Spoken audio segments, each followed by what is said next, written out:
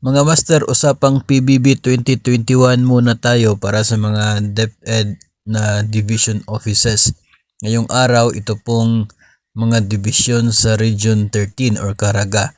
Division of Bislig City, Surigao del Sur, Tandag City, maging yung Agusan del Sur at Agusan del Norte. Meron din po silang saro ngayong araw para sa PBB 2021 na mga non-teaching personnel po ito, no? Mga division-based personnel na naghihintay sa PBB 2021. Maging ang Division of Siargao, Surigao City at Dinagat Islands, meron din silang saro ngayong araw.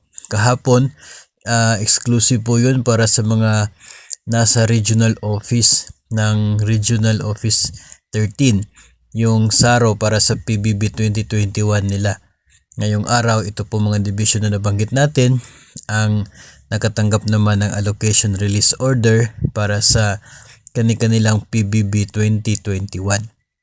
Ang PBB 2022 naman mga master ay patuloy pa rin na hindi pa nabigyan ng allocation. Wala pang pondo, kaya hindi pa po ito darating sa madaling panahon.